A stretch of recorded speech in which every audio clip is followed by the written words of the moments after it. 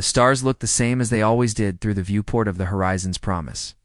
Captain Day One stood alone on the observation deck, his hands clasped behind his back. He had been staring at those same stars for 3 hours now, but he wasn't really seeing them anymore. Instead, he kept seeing the bodies, thousands of them, scattered across the streets of New Haven Colony like broken toys. The distress signal had come 36 hours ago. By the time his ship arrived, there was nothing left to save. The Voskan Empire's warships had bombarded the colony from orbit for 6 hours straight. They didn't target military installations because there weren't any. New Haven was a civilian colony, home to families, farmers, teachers, and children. 200,000 people lived there. 200,000 people died there. Day One had walked through the ruins himself. The atmosphere processors were still working so he could breathe without a suit. He wished he couldn't. The smell of burnt flesh and melted plasteel hung in the air like a curse. He found a school, or what was left of it. The playground equipment had melted into abstract shapes. In the corner of one classroom, he found a child's drawing still pinned to the wall. It showed a family standing under a yellow sun. The paper was scorched brown around the edges. Ambassador Ji-woo's voice crackled through his communicator, pulling him back to the present. Day One, the council session is starting. They want your testimony about New Haven. He tapped his communicator. I'm on my way. The Galactic Council chamber was enormous, designed to accommodate representatives from 40 different species. The architecture was meant to inspire cooperation and peace. Sweeping curves of crystal and metal rose toward a domed ceiling that displayed a holographic view of the galaxy. It was beautiful. Day One hated it. He took his place at the human delegation's platform. Ambassador Ji-woo stood beside him, her face carefully neutral. She had been a diplomat for 15 years and knew how to hide her emotions. But Day One could see the tension in her shoulders. The way her jaw was clenched just slightly too tight. The council speaker, a tall crystalline being from the Luminor Collective, called the session to order. We gathered to discuss the incident at the human colony designated New Haven. Captain, Day One of Earth will provide his report. Incident. They called it an incident.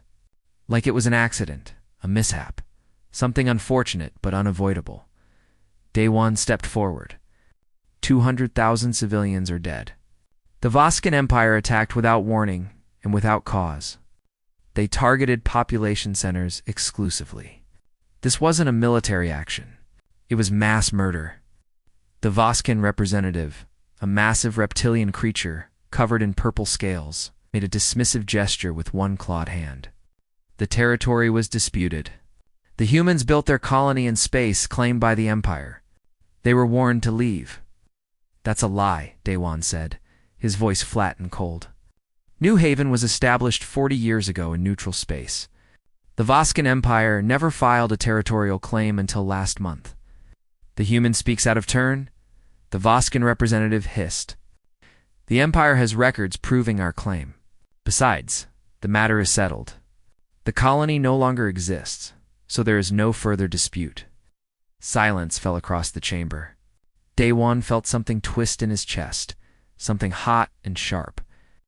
The Voskan was smiling. He could see it in the way the creature's mouth curled, revealing rows of needle-sharp teeth. Ambassador Ji-woo's hand touched his arm gently, a warning. He stepped back and let her speak. The human government requests an official investigation, Ji-woo said, her voice perfectly calm and professional. We request sanctions against the Voskan Empire and reparations for the families of the victims. We also request the extradition of the military commanders responsible for this attack to face trial for war crimes. The council speaker tilted its crystalline head. The council will consider these requests and issue a decision within 30 standard days. 30 days? Gu's composure cracked just slightly. 200,000 people were murdered 3 days ago, and you need 30 days to consider whether that was wrong. The council must review all evidence and hear all perspectives, the speaker replied. We cannot rush to judgment. The session continued for another hour, but it was clear nothing would be accomplished. The other species offered polite condolences, but no real support. The Threx sovereignty representative suggested that humans should have defended their colony better. The Luminar Collective proposed a joint study on conflict prevention. Everyone had an opinion. No one offered help. When the session finally ended, Day One and Jiwoo returned to the human delegation's quarters. Dr. Hannah was waiting for them, her face pale. "I've been analyzing the galactic news feeds," Hannah said. "Do you want to know what they're saying about New Haven?" "Tell me," Jiwoo said. "Most of them are calling it a territorial dispute. Some are saying humans should have been more careful about where they settled. The Voskan Empire released a statement saying they showed remarkable restraint by only destroying one colony." Hannah's hands were shaking. "They're treating it like a minor diplomatic issue, like it doesn't matter." Day One walked to the window and looked out at the council station, at all the ships from all the different species docked in neat, orderly rows. "They don't understand," he said quietly. "They've never had to understand." "What do you mean?" Hannah asked. "The Luminar Collective evolved from plant-like organisms. They photosynthesize. They've never hunted, never killed to eat. The Threx are hive insects. They think as a group, value the collective over the individual. Even the Voskan, for all their aggression, fight ritualized battles over territory. Honor matters more than victory to them. And humans?" Jiwoo asked, though she already knew the answer. "Humans are predators," Day One said. "We evolved hunting. We tracked wounded prey for days until it collapsed from exhaustion. We developed tools specifically to kill more efficiently. We painted pictures of our hunts on cave walls 30,000 years ago. War is in our history, in our literature, in our art. We know 1,000 different ways to kill, and we've been practicing them since before we discovered fire." "But we chose peace," Hannah protested. "We haven't fought a major war in over a century. We joined the Galactic Council. We followed their rules. We chose peace," Day One agreed. "They think that means we're incapable of war. They think we're soft, weak. They don't understand that choosing peace when you're capable of terrible violence is much harder than simply being peaceful by nature." His communicator buzzed. It was Lieutenant Taman from the ship. "Captain, you need to see this. Earth is broadcasting something." They rushed to the communications room and pulled up the feed. The President of Earth appeared on the screen, standing in the General Assembly chamber. Behind her, Day One could see representatives from every nation on Earth. They were all wearing black.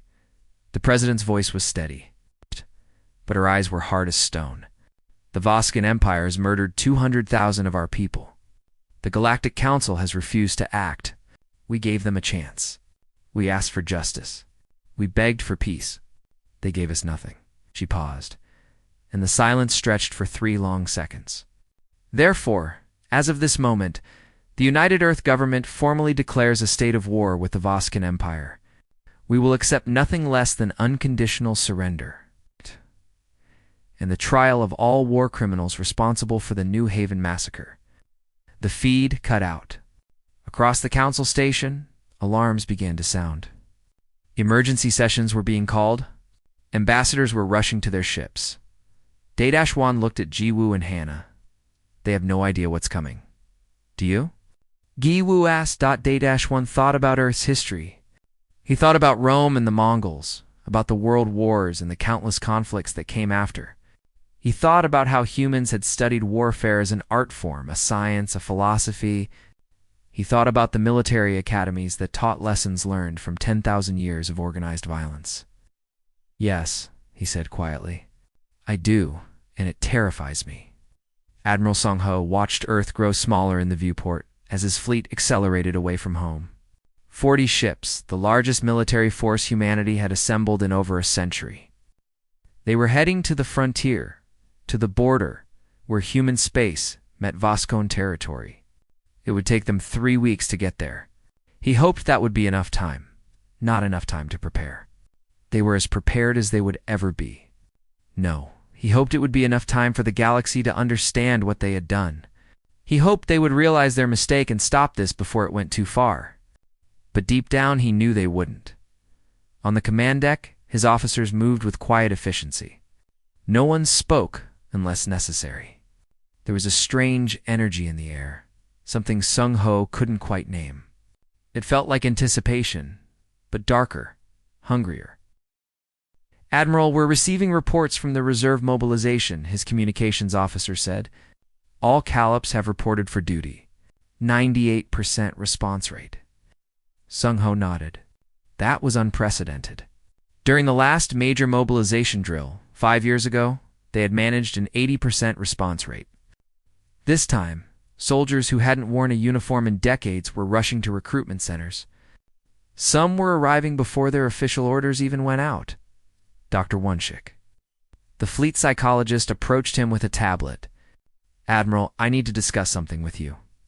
I've been conducting baseline psychological evaluations of the crew, and I'm seeing some unusual patterns."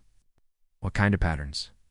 "Aggression indices are up across the board, but not in a concerning way. It's more like everyone is becoming more focused, more alert. Reaction times are improving. Teamwork scores are the highest I've ever recorded. It's like the entire crew is synchronizing somehow." Wunschik frowned at his data. "I've never seen anything like it. Is it affecting performance?" "Actually, yes, but positively. Simulation scores have improved by 15% since the war declaration. Combat drills are running more smoothly. Even the mess hall is more organized." Wunschik looked up from his tablet. "Admiral, it's like the entire crew has shifted into a higher gear, and I'm seeing similar reports from other ships, other bases. This is happening fleet-wide." Sung Ho considered this. "Keep monitoring it. Let me know if anything becomes a problem." 3,000 light-years away, Colonel Menesio and her Wraith Battalion were already in enemy territory. They had infiltrated the Voskan border region 2 days after the war declaration, moving in small teams through neutral space. The Voskan never saw them coming. Menesio watched the enemy command station through her rifle scope. It was a small facility, only 60 personnel, but it coordinated Voskan military movements for 3 star systems. Taking it out would blind the enemy fleet in this entire sector. "Teams in position," her second-in-command whispered through the com. "On my mark," Menesio replied. 3, 2, 1, mark. 30 soldiers moved simultaneously. They had trained for this kind of operation dozens of times, but never in actual combat. It didn't matter. Their movements were perfect, synchronized like a single organism with many bodies. The Voskan guards died without ever raising an alarm. Inside the command station, Voskan officers were monitoring their displays when the lights went out. Emergency power kicked in 2 seconds later, but by then, Menesio's team was already inside. The Voskan reached for weapons, opened their mouths to shout warnings. But humans moved faster, quieter, deadlier. 12 minutes after the operation began. Every Voskan in the facility was dead. Menesio's team had suffered 0 casualties. They extracted the station's data cores, planted demolition charges, and vanished back into the darkness. When Voskan reinforcements arrived 3 hours later, they found nothing but wreckage and corpses. No one had survived to explain what happened. Security footage showed only flickering shadows and muzzle flashes. The Voskan commander reviewing the footage felt something he had never experienced before. Fear. The first major battle happened at Kepler Station, a trading outpost on the border between human and Voskan space. The Voskan fleet arrived expecting an easy victory. They had 12 warships against the 4 human vessels defending the station. The odds were 3-2-1 in their favor. Corporal Jehayan watched the enemy fleet approach from his position on the station's defense platform. He was young, only 22, and this was his first real combat. His hands should have been shaking. His heart should have been racing. Instead, he felt calm, focused, ready. "Enemy fleet entering weapons range," the tactical officer announced. The Voskan opened fire first, as expected. Their tactics were straightforward and traditional. They formed a battle line and concentrated fire on the largest human ship. It was what any sensible military force would do. Destroy the command vessel first, scatter the rest. But the human ships didn't scatter. They didn't retreat. They didn't even try to return fire in the conventional way. Instead, they split up and accelerated to maximum speed, moving in patterns that seemed random at first. The Voskin tried to track them, but human ships were faster, more maneuverable. They wove between the Voskin vessels like wolves circling a herd. Then they struck, not with massive broadside volleys, but with precise, surgical attacks. They targeted engines first, crippling the Voskon ship's ability to maneuver. Then they went for weapons, systems, communications, arrays, life support. Each attack was calculated to cause maximum damage with minimum expenditure of ammunition. Jaehyun watched through the tactical display as the battle unfolded. It looked like a dance or a hunt. The human ships moved like they could read each other's minds, coordinating without even speaking. When one ship drew enemy fire, another would strike from behind. When the Voskin tried to focus on a single target, that ship would vanish behind a larger Voskin vessel, forcing them to either cease fire or shoot their own allies. "They're panicking," the tactical officer said with something like wonder in her voice. "The Voskin fleet is breaking formation." She was right. The Voskin ships were trying to retreat now, but they couldn't. Their engines were damaged, their commanders were dead or wounded, and the human ships were everywhere at once. 2 hours after the battle began, the Voskin fleet was destroyed. All 12 warships were either debris or captured hulks. The 4 human ships were still capable. Jaehyun Station hadn't even been damaged. In the aftermath, Voskin survivors were pulled from the wreckage. Jaehyun helped process them, taking them to medical facilities and detention areas. They were in shock. Some were crying. One Voskin officer grabbed Jaehyun's arm and spoke in broken human language. "You don't fight like others," the Voskin said. "You fight like demons, like monsters. How do you move like that? How do you know where we will be?" Jaehyun didn't know how to answer. He wasn't sure himself. During the battle, he had simply known what to do, where to move, how to react. It was instinct, but not his instinct. Something older. Something that had been sleeping in his genes for millions of years. Dr. Hannah received the battle reports and began analyzing them immediately. As a xenobiologist, she understood alien species better than most humans. She had studied their evolution, their biology, their psychology. But now she was studying humans, and what she found disturbed her. She pulled up footage from the Kepler station battle and watched it frame by frame. The way the human ships moved wasn't random at all. It followed patterns she recognized from nature documentaries. Pack hunting. Wolves isolating prey. Lions surrounding a buffalo. Orcas herding fish into tight groups before striking. She expanded her research, looking at Minsio's raid on the command station. Same patterns. The team moved like a pride of lions, each member knowing their role instinctively. They communicated with gestures and glances, barely speaking at all.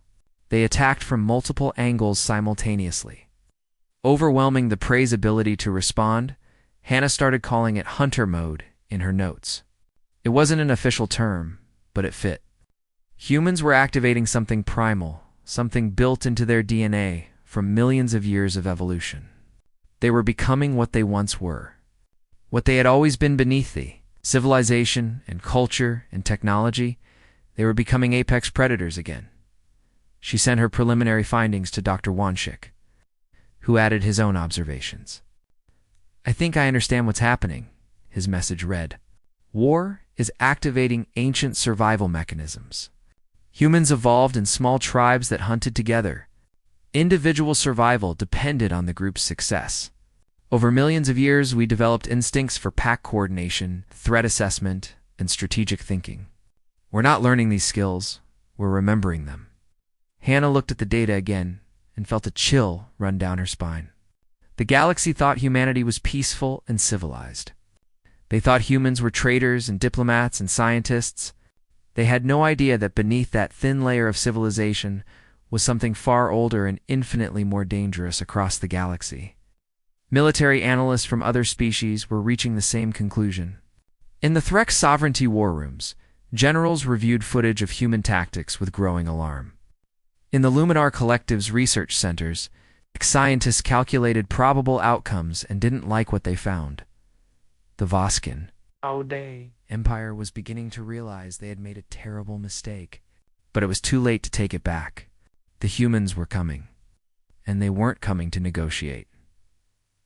Counselor Vrathic stood in the observation gallery of the Galactic Council Station, watching the news feeds from a dozen different worlds. 3 months had passed since humanity declared war on the Voskan Empire. Everyone had expected it to be over by now. The Voskan were one of the galaxy's major military powers, with thousands of warships and control over 40 star systems. Humanity was smaller, newer, less experienced in warfare. Everyone had been wrong. The map display showed current territorial control. When the war started, the Vosk, an empire's territory, was shown in purple, spreading across a significant portion of the galactic arm. Human space was a modest blue cluster near Sol system. 3 months later, the purple was shrinking. The blue was growing. Worse, there were red zones scattered throughout Voskan space, marked as contested or status unknown. But Vrathic knew what those red zones really meant. They meant human forces were operating deep in enemy territory, and the Voskan had no idea where they were or what they were doing. A news report played on one of the screens. A Threx journalist was interviewing Voskan refugees fleeing from the border worlds. "They appear from nowhere," one Voskan said, his scaled face twitching with barely controlled panic. "You think you're safe? And then they're just there. In your base, on your ship, behind you in the corridor. They don't announce themselves. They don't issue challenges. They just kill you." Another refugee interrupted. "They're not soldiers. They're ghosts. We call them the Silent Death now. They strike at night, destroy everything, and vanish before dawn. We've lost 8 supply depots in the last month, and we never see them coming." Vrathic switched to another feed. This one showed a tactical analysis by the Threx Sovereignty's military experts. A Threx general was explaining human strategies to a panel of concerned officials. "What we're seeing is unprecedented in modern galactic warfare," the general said, mandibles clicking nervously. "Humans don't fight like any species we've encountered. Our wars are typically fought for specific objectives: territory, resources, honor. We achieve our goal, we stop fighting. Humans don't work that way." The general pulled up a timeline of human military actions. "Look at their pattern. They don't just attack military targets. They attack supply lines, manufacturing centers, communications networks, civilian morale. They're not fighting to win territory. They're fighting to destroy the enemy's ability to resist. And they're doing it simultaneously on multiple fronts with perfect coordination." One of the officials asked. "But how?" "They're a relatively new spacefaring species. Where did they learn these tactics?" The general's expression turned grim. "They didn't learn them. They've always known them. We accessed their historical databases, and what we found is disturbing. Humans have been practicing warfare continuously for at least 10,000 years.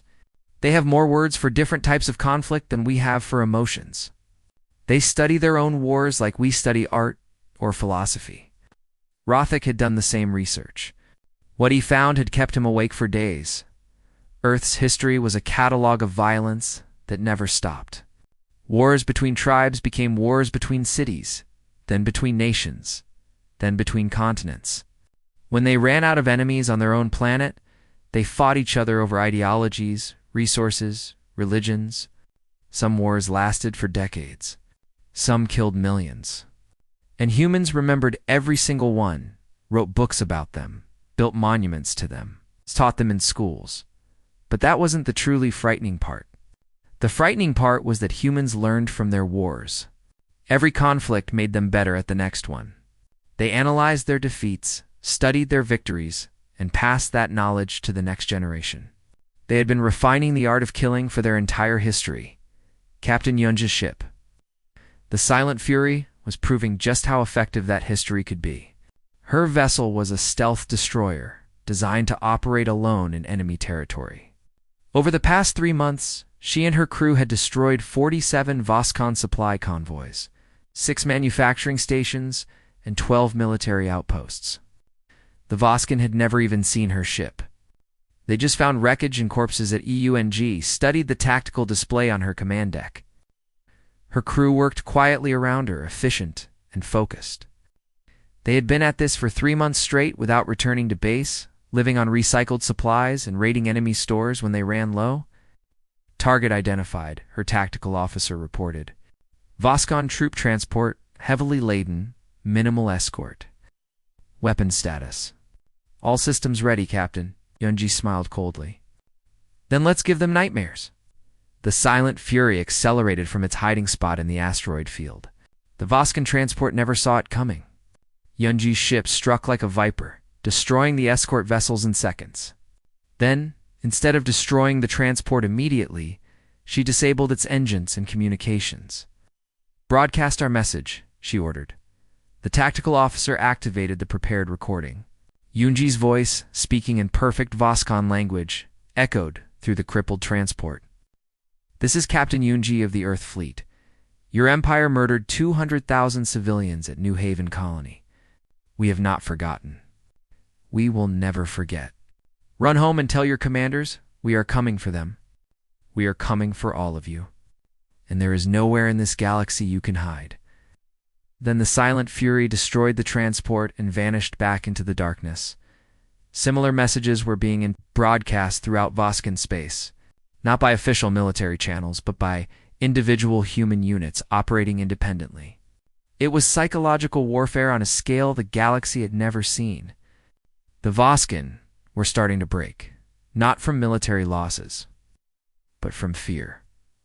General Byung-Soo sat in Earth's military command center, coordinating strategy across 50 different battlefronts. He was old for active duty, almost 70, but retirement wasn't an option during wartime. Besides, he had studied military history his entire life. This was what he had trained for, even if he had hoped never to use that training. Report, he said to his aide. All fronts showing progress, sir. Voskan forces are retreating from the Kepler sector. Their 4th Fleet has requested ceasefire negotiations. Denied. What's the status of our economic warfare campaign? Effective, sir? We've disrupted 70% of Voskan's supply lines. Their manufacturing output has dropped by 40%. Civilian morale in their core worlds is collapsing. Byung-Soo nodded. And Operation Silent Blade? Colonel Minesio's teams have successfully infiltrated 3 more Voskan command centers. Enemy coordination is breaking down. They're having trouble communicating between their own fleets. This was what Byung-Soo called total strategy. Don't just fight the military, fight the entire enemy civilization. Attack their economy, their infrastructure, their morale, their ability to coordinate. Make them feel like they're losing on every front simultaneously, because they are. Other species thought it was cruel. Byung-Soo thought it was efficient. The faster the Voskan collapsed, the fewer casualties on both sides. Byung-Soo was a civilian engineer who had never wanted anything to do with war. But when his government asked for help, he couldn't refuse. His specialty was biotechnology, specifically understanding how different species' bodies worked. Now he was using that knowledge to develop weapons. He stood in his laboratory looking at his latest creation. It was a chemical compound that would be harmless to humans but devastating to Voskan physiology. Released as an aerosol, it would cause temporary paralysis in Voskan nervous systems. Soldiers could use it to disable enemies without killing them. His supervisor reviewed the formula. This is incredible work, Byung-Soo. How fast can we manufacture it? 3 weeks to full production, Byung-Soo said. Then he hesitated. Sir, is this ethical? Using their biology against them? Would you rather kill them? His supervisor asked gently. This gives us another option. Besides, they started this war by murdering civilians. We're fighting back with every tool we have. Byung-Soo nodded slowly. He understood the logic, but it still felt wrong somehow, like they were crossing a line that couldn't be uncrossed. But then he thought about New Haven, about the children who died there, and his doubts faded. This was war. There were no clean hands, only survivors and the dead. Back on the Galactic Council station, Vrathik was preparing a presentation for the full council. He had spent 3 months analyzing human military operations, and his findings were terrifying. He stood before the assembled representatives of 40 species. "Honored counselors, I must speak plainly. We have made a catastrophic error in judgment regarding humanity." The Threx representative clicked its mandibles. "Surely you exaggerate, counselor. The war has been brief. Brief." Vrothik pulled up the map display. "In 3 months, humans have conquered or destroyed 30 Voskan star systems. They've conducted successful military operations in enemy territory that we didn't even detect until they were over. They've demonstrated tactical and strategic sophistication that exceeds our own military doctrines." He paused. "And they're not even fully mobilized yet." Murmurs rippled through the chamber. The Voskan representative stood, his scales flushed with anger. "The counselor spreads panic. The Empire is regrouping. We will push the humans back." "With what?" Vrothik asked coldly. "You've lost half your fleet. Your industrial capacity is crippled. Your soldiers are deserting because they're more afraid of humans than they are of their own officers." He turned back to the full council. "I've studied humanity's history. Do you know how they became their planet's dominant species? They hunted. For millions of years, they chased their prey across continents until it collapsed from exhaustion. They developed the ability to track, to plan, to work together as coordinated groups. They became the ultimate pack hunters." He pulled up footage from various human military actions. "Look at how they fight. These aren't random tactics. These are refined strategies based on millions of years of predatory evolution. They're activating instincts we don't have, can't have, because we didn't evolve the same way." "What are you suggesting?" the council speaker asked. "I'm suggesting that we have awakened something we don't understand and cannot control. Humanity chose peace for over a century. We mistook that choice for weakness. Now we see the truth. They chose peace because they know exactly what they're capable of when they choose war." Crystalline forms seemed to darken.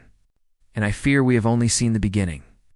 8 months into the war, President Heian-Wu stood at the window of her office on Earth, looking up at the stars. Somewhere out there, hundreds of thousands of human soldiers were fighting and dying. The weight of that responsibility never left her shoulders. Her chief of staff entered quietly. "Madam President, the Galactic Council is requesting emergency mediation talks. They want to broker a peace agreement between us and the Voskan Empire." "What are the terms?" Heian-Wu asked, without turning around. "Vague promises of Voskan reparations and territory concessions. They want us to agree to an immediate ceasefire." "No, Madam President, they're putting significant pressure on us. Several council species are threatening economic sanctions if we don't negotiate." Now, Heian-Wu turned to face her aide. "They want us to stop because we're winning too effectively. They're not worried about the Voskan Empire. They're worried about us." She walked to her desk and pulled up a tactical display. "How many star systems has the Voskan Empire lost?" 53, Madam President. "We control another 12 in contested zones." "How many of our people have they killed?" 247,000, including the original New Haven casualties." "And how many of their military personnel have we killed?" "Estimated at 320,000, ma'am." Heian-Wu nodded slowly. "We asked for justice. They gave us contempt. We asked for peace. They gave us war. Now they want mercy?" She shook her head. "Tell the Galactic Council that we will accept nothing less than unconditional surrender. The Voskan Emperor will stand trial for war crimes. All territory they took from us will be returned along with sufficient reparations to rebuild New Haven 10 times over. These terms are not negotiable." Commander Sora stood on the bridge of the assault carrier Righteous Fury, watching Voskan Prime grow larger in the viewport. The Voskan homeworld, the heart of their empire. And now, the final battlefield. She had fought in 23 separate engagements over the past 8 months. She had led Marines through boarding actions, planetary assaults, and station seizures. She had lost friends, seen comrades die, and killed more enemies than she could count. But this would be the battle that mattered. This would end the war. "All units report ready," her tactical officer said. Sora activated the fleet-wide channel. This is Commander Sora to all ships. In 1 hour, we begin the assault on Voskin Prime. Remember why we're here? Remember New Haven. Remember every human life they took from us. We are not here for conquest. We are not here for glory. We are here to ensure that no one ever dares to harm humanity again. Around her, the Earth fleet assembled in perfect formation. 300 ships representing the largest military operation humanity had ever conducted. And somewhere in the system, Admiral Sung Ho's main battle group was approaching from the other side, creating a pincer movement that would trap the Voskan defense fleet. The Voskan fought desperately. This was their home, after all. Their families were down on that planet. Their history, their culture, their very identity. They threw everything they had at the human fleet. It wasn't enough. Human ships moved with the same coordinated precision that had characterized every battle of this war. They didn't just outfight the Voskan, they outthought them. Every Voskan tactic had been studied, analyzed, and countered before it was even deployed. Every Voskan strategy had been anticipated and defeated. Sora watched the tactical display and felt no triumph, only grim satisfaction. The Voskan defense fleet was breaking apart like a puzzle with missing pieces. Some ships were fleeing. Some were surrendering. Some were still fighting, but it was the fight of desperation, not strategy. Commander, we're receiving a transmission from the Voskan flagship, her communications officer said. The fleet admiral wants to discuss surrender terms. Tell them to surrender unconditionally or die. Those are the only terms. 6 hours into the battle, it was over. The Voskan defense fleet was destroyed or captured. Human forces controlled orbit around Voskan Prime. Sora prepared her Marines for planetary assault, expecting fierce resistance. Instead, they found a population in shock. The Voskan civilians watched in silence as human soldiers landed in their cities. They had never been invaded before, never felt the terror of foreign troops occupying their streets. Now they understood what they had done to New Haven, but the humans didn't massacre civilians. They didn't burn cities or torture prisoners. They established order, provided medical aid, and distributed food to populations cut off from supplies by the fighting. It confused the Voskan. Why would their conquerors help them? Sora explained it to a Voskan civilian leader who asked that exact question. We are not monsters, she said simply. We don't kill innocents. We don't make war on civilians. We came here to defeat your military and bring your leaders to justice. Your people are not our enemies. Your government is? The Voskan leader looked at her with something like wonder. But we killed your civilians. 200,000 of them. Yes, Sora said, her voice hard. You did. And we will never forget that. But we won't become like you to defeat you. That's the difference between us. Lieutenant Kyung-soo and his squadron, nicknamed the Reapers, were hunting the last of the fleeing Voskan warships. Some Voskan commanders, seeing their homeworld fall, had tried to escape into deep space. They thought they could hide, regroup, maybe start a resistance. They were wrong. Kyung-soo's squadron tracked them using every sensor humanity had developed. Heat signatures, radiation trails, gravitational distortions. The Voskan ships couldn't hide because humans had spent centuries learning how to track things that didn't want to be found. It was what they did. It was what they had always done. One by one, the fleeing ships were found and destroyed or captured. The message was clear. There would be no escape, no sanctuary, no second chances. The war would end completely. Or it would continue until the Voskan Empire ceased to exist. Dr. Hannah watched the final battles from the Galactic Council Station, where she had been assigned to monitor alien reactions to the war. What she saw disturbed her almost as much as the war itself. Representatives from other species gathered in small groups, speaking in hushed tones. Some looked frightened. Some looked calculating. All of them looked at humanity differently now. The friendly, peaceful traders who had joined the council 30 years ago were gone. In their place was something ancient and terrifying. She overheard a conversation between two Threx military observers. They're not even celebrating their victories, one said, mandibles clicking nervously. They win battles like we would complete routine tasks, efficiently, without emotion. Without mercy. I heard they're already planning what to do after the war, the other replied. restructuring their military, analyzing their own performance, identifying weaknesses to fix. They fight like it's not a special occasion, just what they do. A Luminor diplomat approached Hannah. "Dr. Hannah, may I ask you something?" "Of course. Why don't humans stop?" "The Voskin are clearly defeated. Their homeworld has fallen. Why continue hunting the survivors?" Hannah thought carefully about her answer. "Because if we stop now, someone might think they can try again. Someone might think humanity will show mercy to its enemies. We need to demonstrate that attacking human civilians has consequences that never end until justice is satisfied." "That seems cruel, does it?" Hannah asked. "The Voskin killed 200,000 civilians without warning or mercy. We're fighting their military with every advantage we possess, but we're not harming their civilians. We're providing them food and medical care. We're rebuilding their infrastructure. But their military, their government, their ability to wage war, that we will erase completely. Is that cruel, or is that justice?" The Luminar diplomat had no answer. In orbit above Voskin Prime, President Hyenwu arrived to personally witness the surrender ceremony. The Voskin Emperor would sign the unconditional surrender, and his top military commanders would be taken into custody to await trial. The ceremony was held aboard Admiral Sungho's flagship. The Voskin Emperor entered the room flanked by human guards, his scales dull with humiliation and fear. He approached the table where the surrender documents waited. President Hyenwu stood across from him. "Do you understand the terms?" she asked. "Yes," the Emperor replied, his voice barely a whisper. "Speak them aloud." The Emperor's eyes closed. The Voskin Empire surrenders unconditionally to the United Earth government. All Voskin military forces will disarm immediately. All territory claimed by the Empire in the last 50 years will be returned. The Empire will pay reparations for the New Haven massacre.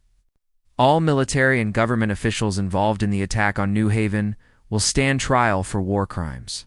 And, Hyenwu prompted, and the Voskin Empire acknowledges that it initiated this war through an illegal and immoral attack on human civilians.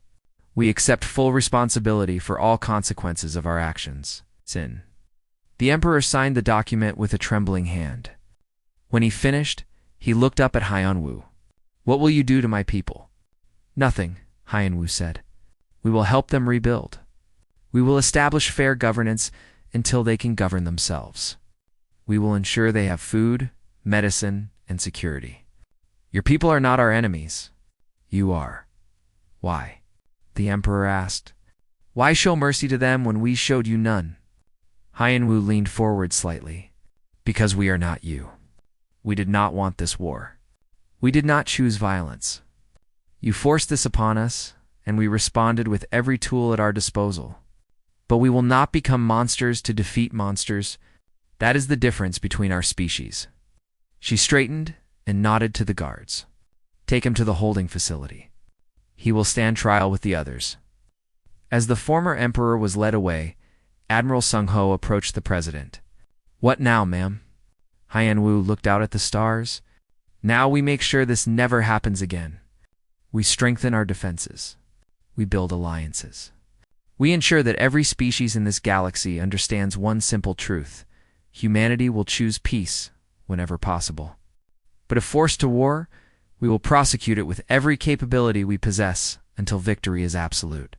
She paused. "And we make sure we never forget what we're capable of. That knowledge is both a weapon and a warning." Sungho nodded slowly. "The galaxy is afraid of us now." Good Hyenwu said quietly. "Fear will prevent the next war better than treaties ever could." 1 year after the war ended, Ambassador Jiwoo walked through the rebuilt Galactic Council chambers. The architecture was the same, but everything else had changed. The atmosphere felt different now, heavier somehow, weighted with new understanding and old fear. She took her place at the human delegation's platform, which was no longer positioned with the smaller member species. Humanity now sat at the primary council table, alongside the Threk Sovereignty and the Luminor Collective. A permanent seat on the Galactic Security Council, with veto power over military actions. It was a position humanity had never sought, but one that had been given freely after the war. Or perhaps not freely. Perhaps it had been given the way ancient humans had given offerings to dangerous gods. Not from love, but from fear. The council speaker called the session to order. Today we discuss Ambassador Jiwoo's proposal for the Human Protocol, a new framework for preventing future conflicts. Jiwoo stood and activated her presentation. The Human Protocol is simple in concept, but comprehensive in implementation. It establishes early warning systems for potential conflicts, mandatory mediation before military action, and most importantly, guaranteed consequences for attacking civilian populations. A Threx representative raised a claw. And what form would these consequences take? Economic sanctions from all council members, military intervention if necessary, and criminal prosecution of leadership responsible for ordering attacks on civilians. Gyu paused meaningfully. These consequences will be enforced by a joint peacekeeping force, with human ships forming the core of that force. Silence filled the chamber. Everyone understood what she was really saying. The Human Protocol wasn't a proposal. It was a warning. Break these rules, and humanity would respond. Furthermore, Jiwoo continued, Earth is offering military training and strategic consultation to any council species that wishes to modernize their defense capabilities. We have learned many hard lessons over our long history. We are willing to share that knowledge. Counselor Vrathik, who had become humanity's strongest ally on the council, spoke up. The Luminar Collective accepts this generous offer. We believe the Human Protocol will bring lasting peace to the galaxy. Other species quickly agreed. They had little choice. The alternative was remaining vulnerable in a galaxy where everyone now understood what modern warfare actually looked like. After the session ended, Vrathik approached Jiwoo privately. You've changed the entire galactic political structure in less than a year. Some species resent it. I know, Jiwoo said. But resentment is better than war. We didn't want this power, Vrathik. We wanted to be left alone to build our colonies and trade with our neighbors. The Voskin forced us to demonstrate our capabilities. Now we have to live with the consequences. And what are those consequences? Jiwoo looked out at the stars through the viewport. We're the Guardian now, whether we like it or not. Every species that feels threatened will look to us for protection. Every ambitious empire will test our resolve. We'll have to maintain military readiness indefinitely. We'll have to make difficult decisions about when to intervene and when to stay neutral. We've become what we never wanted to be, the galaxy's police force. Perhaps Vrathik said thoughtfully. Or perhaps you've become what the galaxy always needed, but never had. Someone strong enough to enforce peace, but wise enough to prefer it. Admiral Sungo stood in the newly constructed Joint Military Academy on Earth's moon. Around him, officers from 15 different species attended lectures on human military strategy, tactics, and philosophy. It was strange seeing them here, learning from humanity the arts of war that they had dismissed or ignored for so long. A Threx. General approached him after the day's training session. Admiral, I have a question. How do humans remain so coordinated in battle? Our forces are trained, disciplined, but they don't move with the same unity your forces displayed. Sung-ho considered his answer carefully. It's not just training, though, that's important. It's instinct. For millions of years, human survival depended on group cooperation. Hunt together, survive. Hunt alone, die. That instinct is built into our DNA. When we face threats, we automatically synchronize with our team members. We call it unit cohesion, but it's really just an ancient survival mechanism. Can other species learn this? Some of it, yes. The tactics, the strategies, the technical skills. But the instinct. Sung-ho shook his head. That's harder. You can't teach instinct. You can only train around it or adapt it to your own species' natural behaviors. The Threx general's mandibles clicked thoughtfully. Then we must find our own instincts, our own strengths, and build our doctrine around them. Exactly, Sung-ho said with approval. Don't try to become human soldiers. Become better versions of yourselves. In what remained of the Voskin Empire's territory, the work of rebuilding continued. The war crimes trials had concluded 3 months ago. The former emperor and 12 of his top military commanders were serving life sentences. The Voskan people were slowly rebuilding their society under a new civilian government. With human advisors helping to establish democratic institutions, Colonel Minesio walked through the streets of the Voskan capital, now renamed New Peace City. Voskan civilians went about their daily lives, shopping in markets, working in offices, playing in parks. Some stared at her uniform with fear or resentment, but most had accepted the new reality. A young Voskan child approached her, holding a drawing. "I made this for you," the child said in halting human language. Minesco took the drawing and studied it. It showed a human soldier and a Voskone child holding hands under a peaceful sky. "This is beautiful." "Thank you. My mother says you saved us," the child said. "From the Emperor? From the war? Is that true?" Minesio knelt down to the child's eye level. "We ended the war. But your people will save yourselves by building something better than what you had before." The child nodded seriously, then ran back to its mother. Minesio watched them go, feeling the weight of responsibility settle on her shoulders once again. This was the real war now. The war of reconstruction, of reconciliation, of proving that humanity's vision for the galaxy was better than the chaos that came before. Dr. Hannah completed her book 18 months after the war's end. The hunter species, understanding humanity's dual nature, became required reading at every major university in the galaxy.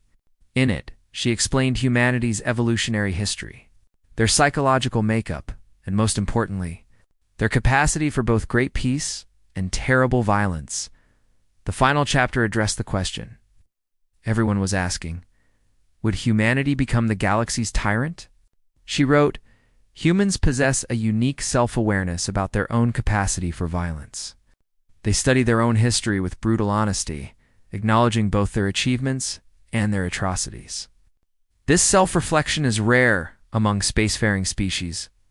Most species see their history through rose-colored lenses, emphasizing successes and minimizing allures.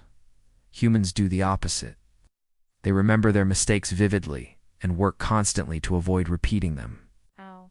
This makes them unlikely tyrants. They know what tyranny looks like because they've experienced it, fought it, and overthrown it dozens of times in their own history. They choose democracy not because they're naive, but because they've tried every alternative and found them wanting." The book ended with a warning and a hope. The galaxy must understand that humanity's choice of peace is exactly that, a choice, not a limitation. They can return to that peaceful state just as quickly as they left it. But the galaxy must also understand that attacking human civilians will activate their hunter mode, and nothing in the known universe can stop them once that happens. The solution is simple. Don't give them a reason to hunt you. Young Cadet Tae Young stood at attention in front of the New Haven Memorial. He was 19 years old, too young to have fought in the war, but old enough to understand its consequences. The memorial was enormous, a crystal wall engraved with the names of all 200,000 civilians who died in the original attack. His instructor, a veteran of the war, stood beside him. "Why do we come here, Cadet?" "To remember, sir," Taeyang replied. "To remember what?" "To remember what happens when we fail to maintain peace. To remember the cost of complacency. Remember why we train, why we prepare, why we stay vigilant." "Good answer, but there's more." The instructor gestured at the wall of names. "We come here to remember that these were people, not numbers. Each name represents a life, a story, a family. We don't train to be warriors. We train to ensure this never happens again. There's a difference." Taeyang nodded slowly. "Sir, the other species fear us now. They treat us differently. Is that what we wanted?" "No," the instructor said honestly. "We wanted to be friends, partners, equals, but the galaxy made a choice.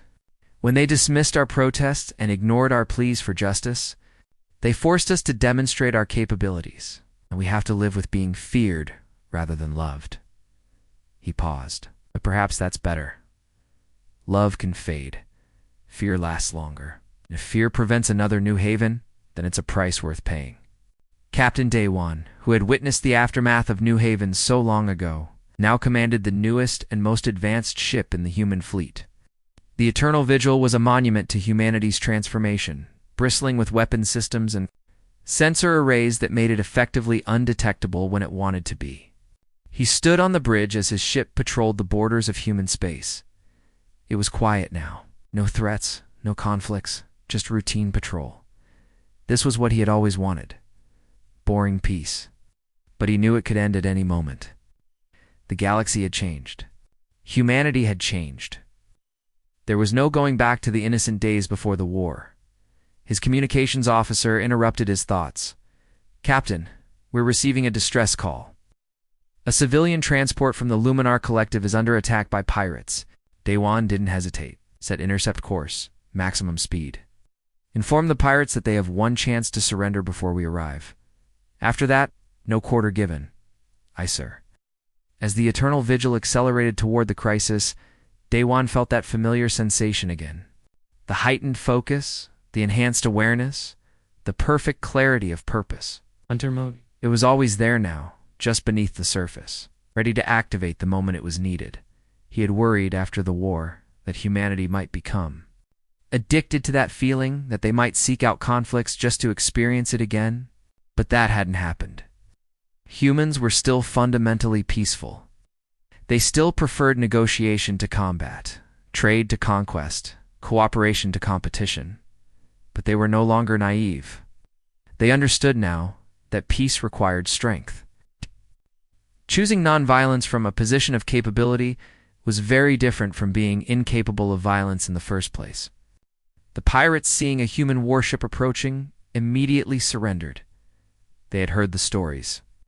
Everyone had heard the stories. President Hyen-Woo addressed the galaxy one final time on the anniversary of the war's end. The speech was broadcast to every inhabited world in known space. 1 year ago, we emerged from the bloodiest conflict in recent galactic history. We did not seek that war. We did not want it. But when forced to fight, we fought with everything we possessed. Some of you fear us now. Some resent us. Some seek our protection while simultaneously plotting how to limit our power. We understand all of these reactions. We expected them. She paused, letting her words sink in. But here's what you must understand. Humanity remains committed to peace. Right. We have not used our military advantage to conquer. We have not demanded tribute or territory beyond just reparations. We have not imposed our will on unwilling populations.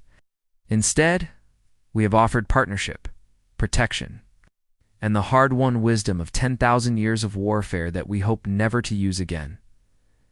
We are not your masters, or not your conquerors.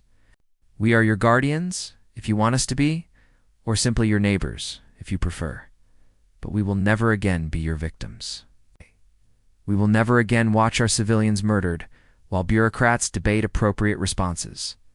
We have drawn a line, and we will defend it with every capability we possess. Choose wisely how you interact with humanity going forward. We offer the hand of friendship to all who take it honestly.